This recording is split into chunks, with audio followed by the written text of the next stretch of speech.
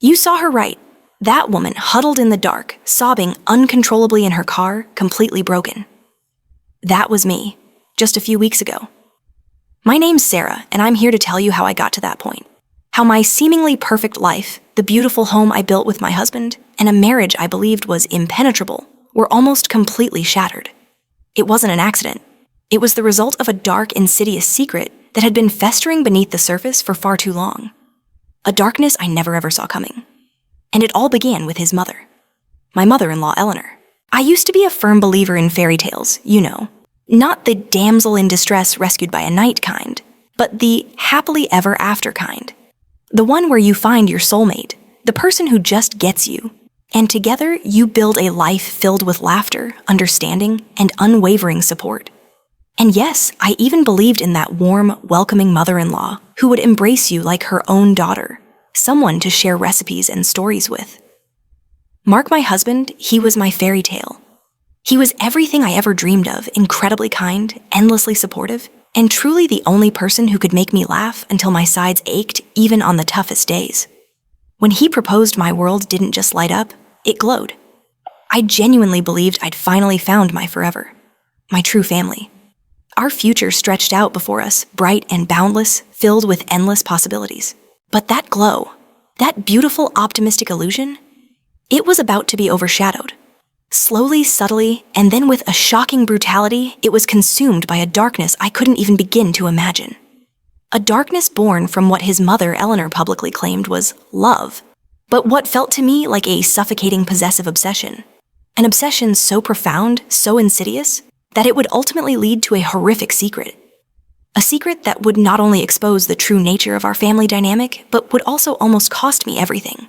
My marriage, my peace of mind, and even at times, my own sanity. This isn't just another story about a difficult mother-in-law or a few family squabbles. Oh no, this is a story about deep-seated control, about manipulation so subtle it makes you question your own reality, and ultimately about a desperate fight for my own marriage, a fight I never in my wildest dreams imagined I'd have to wage. So let's rewind a bit, give you some context. Who are we really? Well, I'm Sarah, I'm 30 years old, and my passion, my absolute joy is graphic design. I thrive on creativity, on bringing ideas to life through visuals, and I truly cherish my independence. I've always envisioned a life where I could blend a fulfilling, challenging career with a truly loving and supportive family. For me, balance was key. Mark, my wonderful husband, is 32. He's a brilliant engineer, incredibly thoughtful, charming in his quiet way, and just the best partner anyone could ask for. Our home. It's more than just a house. It's our sanctuary. We spent months pouring our hearts into decorating it, filling it with vibrant art, thriving plants, and all those little quirky treasures we'd collected that made it uniquely us. It felt like a true reflection of our shared dreams and personal tastes. When I first met Eleanor, Mark's mom, she initially seemed on the surface utterly delightful, warm, hospitable, the kind of person who'd insist you try her famous lemon bars and then pack you a doggy bag. I genuinely, truly wanted to have that storybook mother-in-law, daughter-in-law bond with her. I really did. I poured my heart into it. I cooked her favorite Italian dishes, even though my own palate usually leaned more towards spicy Thai or vibrant Mediterranean flavors. I spent hours hunting for what I thought were thoughtful gifts, things I truly believed she'd appreciate, things that aligned with her hobbies. But slowly, subtly, almost imperceptibly at first, I started to realize something profoundly unsettling. No matter what I did, no matter how much effort, how much intention I put in it, just wasn't enough. There was always a subtle critique, a helpful suggestion, a quiet implication that there was a better way, her way, that I should be doing things, or a vague, pervasive feeling that I could be more of what she expected, though what that more entailed remained frustratingly undefined. I started to feel a creeping guilt for not meeting these unspoken standards, and a gnawing sense of inadequacy when I inevitably fell short of her ideal. And then there's Eleanor herself. At 60, she's a formidable force of nature, strong-willed, always impeccably dressed, and deeply, deeply traditional. She truly dedicated her entire life to raising Mark after his father passed away suddenly when Mark was just a teenager. That loss, I would later learn, shaped her profoundly. She believes with every fiber of her being that she always knows what's best for her son. Her way is the only way. and her best for me. It was to be a domestic goddess, quiet, compliant, and always prioritizing Mark's needs, and her deeply ingrained family traditions, above anything else. My independence, my thriving freelance career, my modern outlook on life. They weren't just overlooked, they were to her subtle obstacles to what she envisioned as Mark's perfect life. She wanted a carbon copy of herself, or at least the ideal she had in her mind for Mark's wife. But what I didn't fully grasp then, what I would only uncover later through the most painful means, was that Eleanor's expectations, her intense need for control, it all stemmed from a place of profound underlying fear. A primal fear that had been festering inside her for decades, ever since she lost her husband so unexpectedly. It was the crushing fear of being utterly alone, of losing her only child, and of being replaced as the most important woman in his life. It was a dark, unspoken history that I, the naive new daughter-in-law, knew absolutely nothing about. Her love wasn't just pure love. It was intricately laced with a deep-seated anxiety of loss, a desperate need to cling to what she had left. And then there's Mark, my wonderful husband. I know without a shadow of a doubt that he loves me. And he loves his mom deeply. He's always been caught in the middle, a perpetual referee in a draining game he never wanted to play. When tensions arose, when Eleanor made one of her subtle digs or overt criticisms, he'd often try to mediate with a gentle, almost placating tone. Mom, Sarah means well, you know her heart. Or, Sarah, my mom just cares, don't take it personally. But those words, they never truly fixed anything. They just postponed the inevitable, pushed the problem further down the road. He was utterly exhausted, constantly trying to appease us both, walking on eggshells, desperately trying to keep the peace.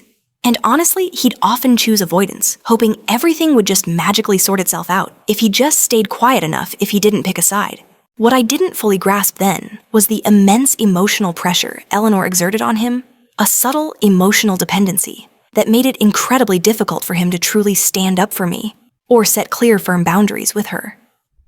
Our cozy home, our sanctuary, often felt less like our private haven, and more like a stage for Eleanor's unspoken dramas with me, as the unwilling and increasingly resentful co-star in a play I desperately wanted to leave. The conflict between Eleanor and me wasn't a sudden explosion, a dramatic fight that ended everything. Oh no, it was far more insidious than that. It was a slow, agonizing burn, a meticulous accumulation of tiny pricks that one by one chipped away at my patience, slowly eroded my boundaries, and painstakingly, relentlessly undermined my very sense of self-worth. It was the kind of manipulation that makes you question your own sanity, making you wonder if you're the problem, if you're overreacting, if you're just too sensitive. One day, I walked into my meticulously organized minimalist kitchen. My eyes widened slightly in disbelief as I saw Eleanor humming a cheerful tune, her back to me meticulously rearranging my spice rack and pantry shelves. Jars were now alphabetized facing the wrong way according to my system. My expression was a forced, tight smile, a mix of politeness and barely suppressed irritation. Eleanor turned holding a jar of cumin with a triumphant, self-satisfied look. Oh, honey, you're up. Good morning, I just saw you had your cumin next to your paprika.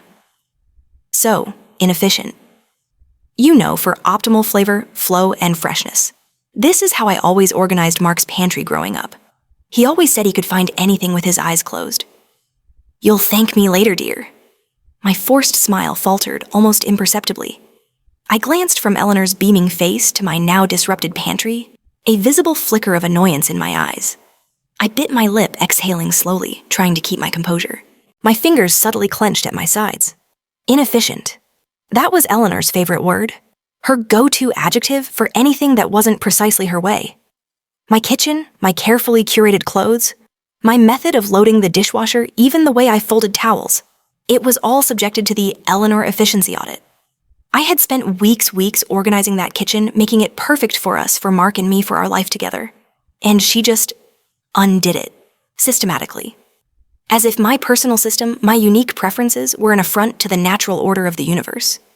It was a constant invasion, a subtle erasure of my presence in my own home.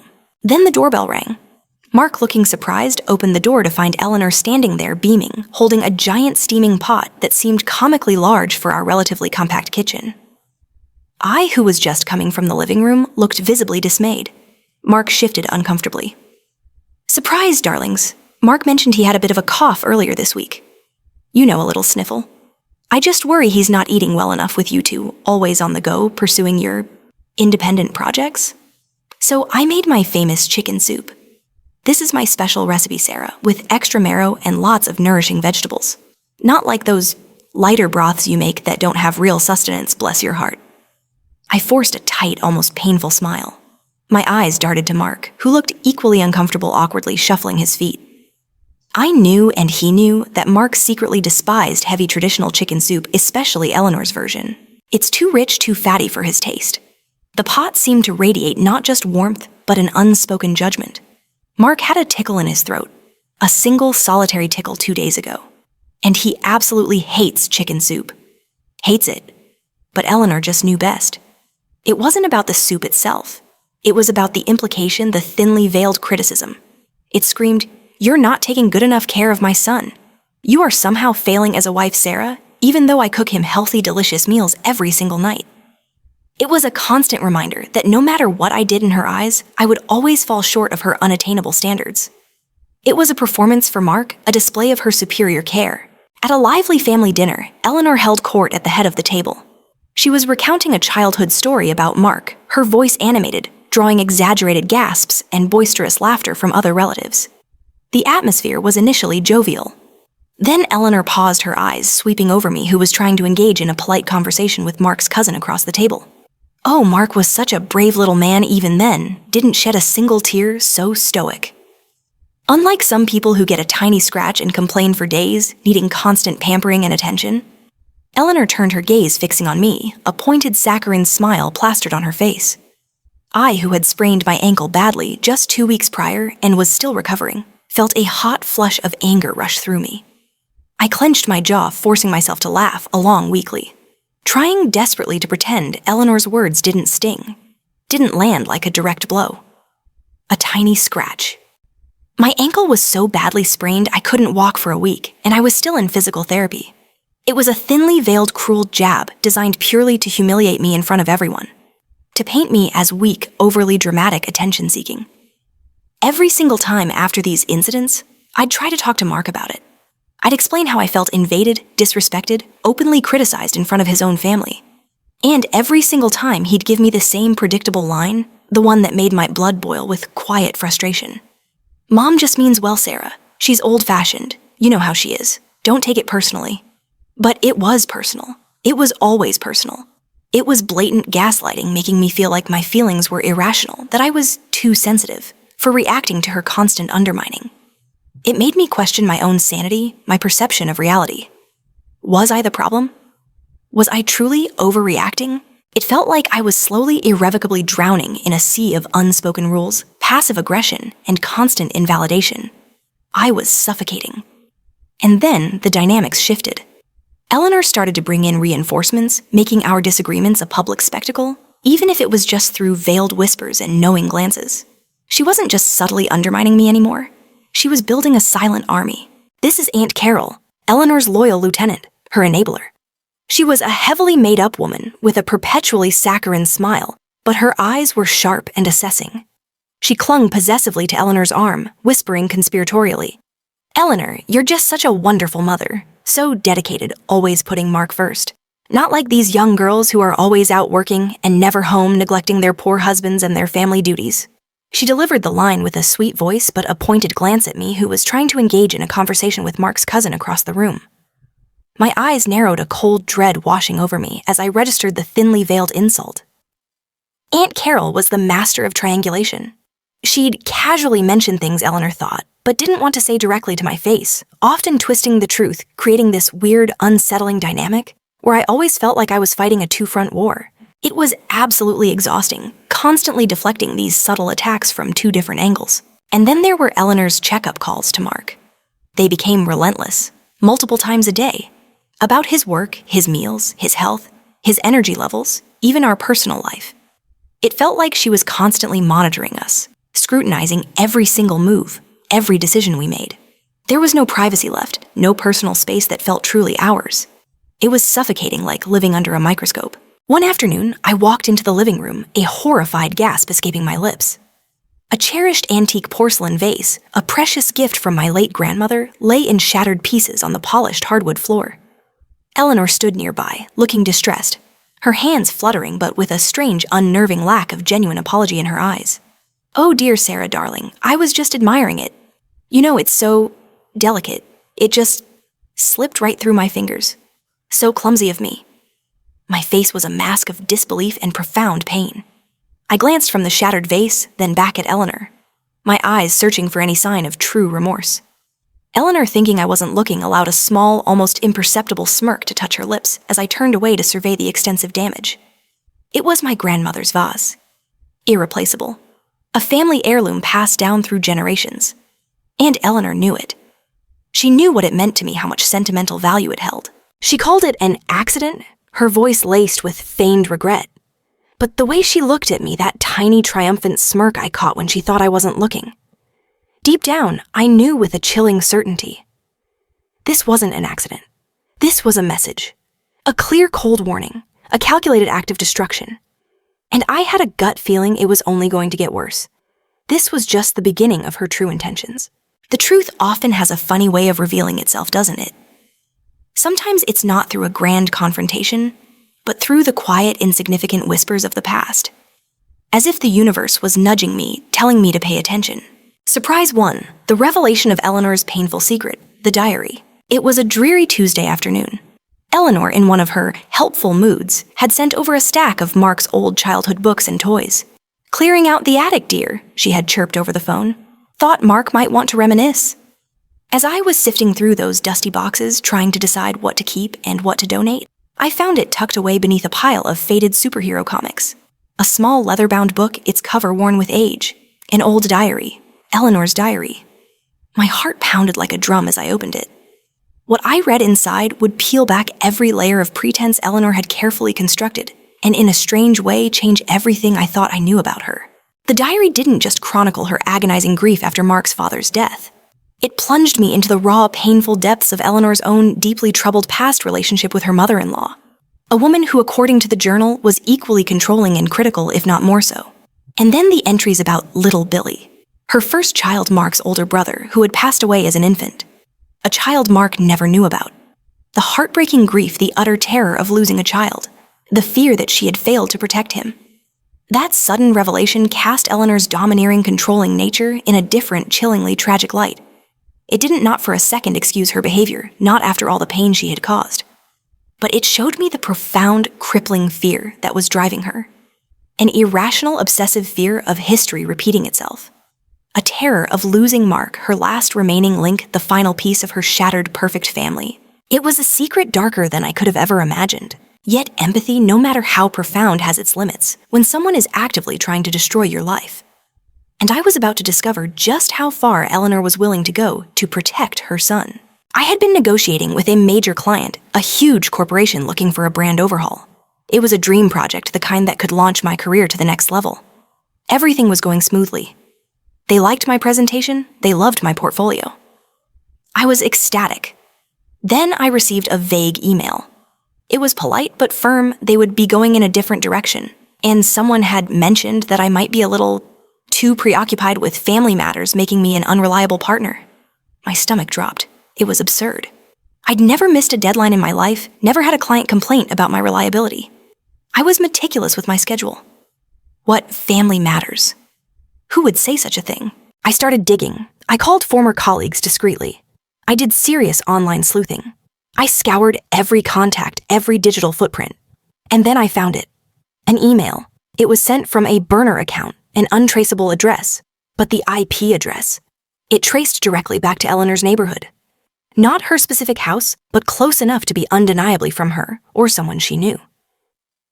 The content, it was a meticulously crafted, utterly venomous lie.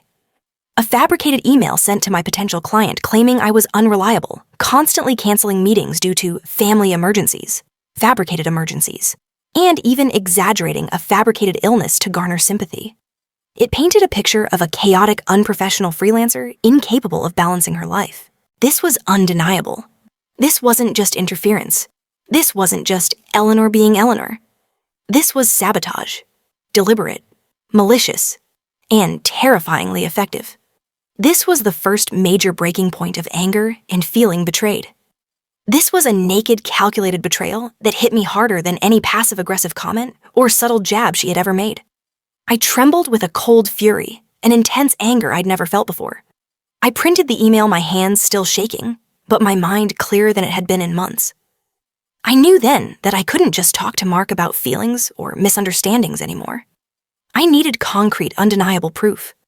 I needed him to see what his mother was truly capable of, what she was doing. Just as I was reeling from that shocking discovery, another snake slithered into our carefully tended garden. Mark's old college friend, David. At first he seemed charming, always a clever remark or a seemingly genuine compliment for both of us. But there was always something subtly off about him. A look in his eye when he spoke to Eleanor. A little too familiar, a little too intimate. What I didn't know then was that David harbored his own twisted, hidden motives. He'd always been jealous of Mark's success, his seemingly perfect life, his happy marriage. And disturbingly, he harbored a strange, almost obsessive, unspoken infatuation with Eleanor herself. He saw our escalating conflict as a golden opportunity to help Eleanor get rid of me, hoping to gain her favor, and perhaps even step into Mark's life in some capacity. As a confidant, a replacement, anything. David, with his seemingly innocuous comments and wise advice, became Eleanor's unofficial, unwitting consigliere. He subtly twisted words, exaggerated minor incidents, fed Eleanor's already rampant paranoia about me. He would whisper doubts into Mark's ear about my intentions, about my dedication to our marriage. He actively played both sides, escalating the tension with surgical precision, turning a family drama into a full-blown psychological thriller. And I, the unsuspecting pawn, was caught in the middle. The final straw. The moment I knew there was no turning back, no pretending anymore. The moment I knew I had to fight or lose everything. It came when Eleanor cornered me alone in a dimly lit hallway at a family gathering. Her face, usually composed, was now contorted with rage and a chilling determination. Her voice dropped to a menacing whisper, but each word was like ice piercing through me. I instinctively clutched my phone, the recording light blinking almost imperceptibly in my palm. Listen to me, Sarah, and listen carefully. You need to know your place. Mark is my son. My only son. You will never truly understand what that means. What I sacrificed. If you continue down this path, if you think you can take him away from me, if you think you can disrespect my family like this, you will regret it. Mark will have to choose. And I promise you, dear, he will choose me. I have ways of making sure of that. Ways that will make your little career disappear. Ways that will make Mark doubt every word that comes out of your mouth. Just know your place. Her words sent shivers down my spine. They were a direct threat, a declaration of war. But paradoxically, they also ignited a fire in me, a fierce resolve I didn't know I possessed. This wasn't just misunderstandings anymore. This wasn't just difficult family dynamics. This was a direct fight for my marriage, for my peace of mind, for my very self. I had the proof. I had the recording. And I was finally ready to fight. Ready to expose the horrific secret that had festered for too long. Eleanor's grand dining room meticulously set for Thanksgiving dinner. Golden light streamed through the windows, reflecting off the gleaming silverware and sparkling crystal. Family members dressed in their festive best milled about chatting, laughing, utterly oblivious to the storm about to break. Mark was attempting small talk with a distant aunt, a faint line of tension etched between his eyebrows. I stood slightly apart, my face calm but resolute, my hand clutching my phone. I took a deep, slow, steady breath. The stage was set. The perfect backdrop for the ultimate confrontation. Thanksgiving dinner. All the relatives, all the friends, all the unsuspecting guests, all gathered under one roof. The perfect audience for the truth to finally be laid bare. Eleanor, at the head of the long dining table, tapped her wine glass with a fork to get everyone's attention. A perfect yet cold as glass smile was plastered on her face. First, I want to thank you all for coming here to share this Thanksgiving with our family. It's wonderful to have you all here. And by the way, I also wanted to say a few words about Mark and Sarah. Eleanor looked at me, her eyes holding a subtle, punitive glint. Sarah, dear, I've seen you've been busy with your graphic design work. I'm so proud of you for pursuing your passions. But you know a wife needs to prioritize her family. Mark needs a wife who is always home taking good care of him. I just worry you're getting too caught up in your personal projects and neglecting Mark. She emphasized the words personal projects with a hint of disdain. The whole room fell into an abrupt, heavy silence. All eyes turned to me.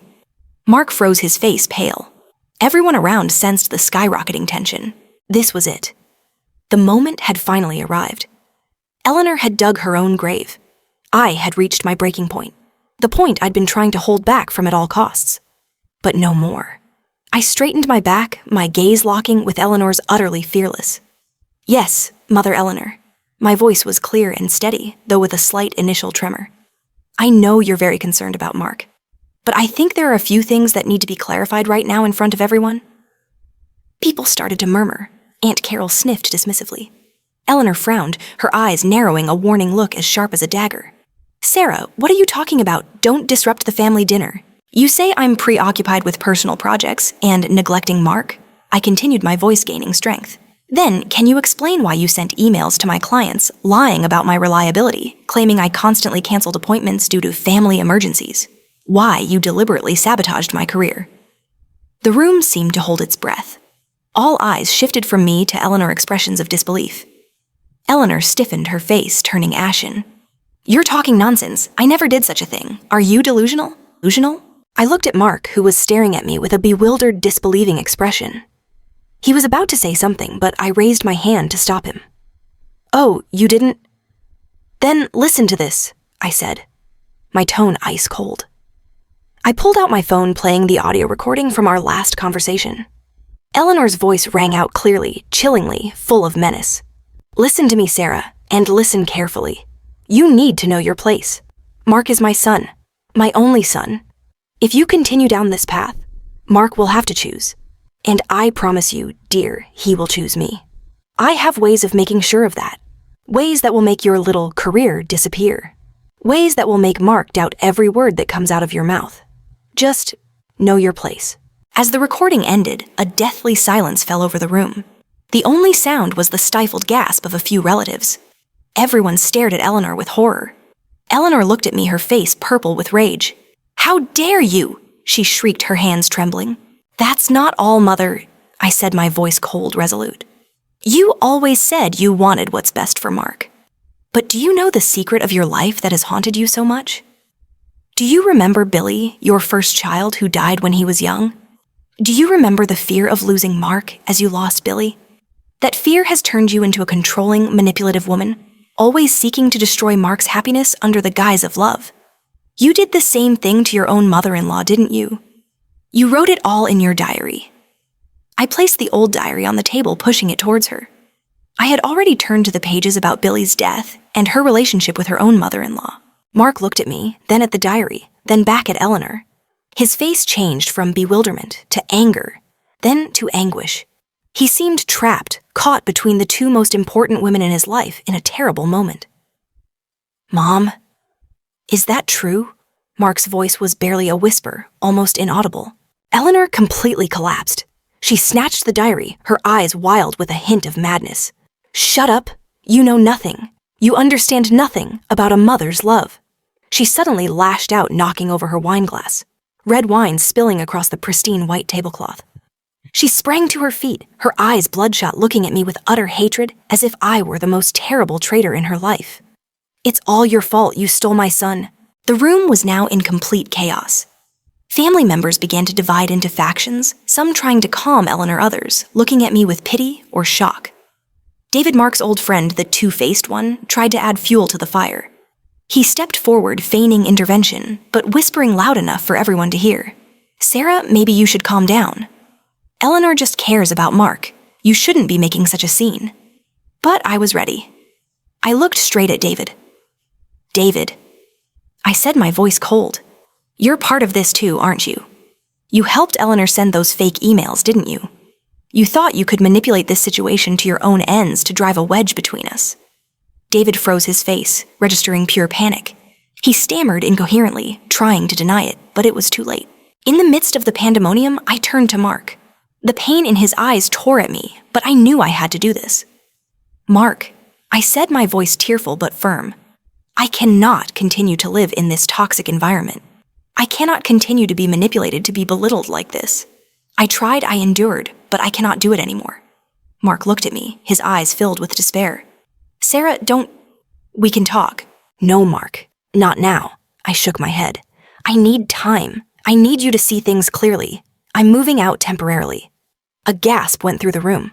"I'm going back to my parents' place. You need time to think to decide. I cannot continue this marriage if your mother continues like this, and you cannot protect me. This is my ultimatum to you, Mark. You have to choose." The chaos of that Thanksgiving night still echoed in my mind. The decision to temporarily move out of Mark's house was the hardest thing I'd ever done. But I knew I had to. It wasn't just a wake-up call for Mark. It was self-preservation for me. I needed space, needed peace to heal and reevaluate everything. In the weeks that followed, I stayed at my parents' house, the lingering emptiness and pain still palpable. I spent time reflecting on my marriage on Eleanor, and most importantly, on myself. I realized that in my efforts to please Mark and his mother, I had lost a part of myself. I had consistently put others' needs above my own, sacrificing my inner peace for a false sense of harmony. I realized I had pushed myself too hard, trying to please others, losing myself in the process. Now I needed to find myself again. As for Mark, that public confrontation hit him hard. He was forced to face the stark truth about his mother and my agony. He tried to call me, constantly sending messages, but I kept my distance resolute in giving him the space to confront things on his own. He finally realized the harm of avoiding conflict, his unhealthy emotional dependency on his mother. He sought advice from a close friend he always trusted, who frankly told him he needed to change to grow up.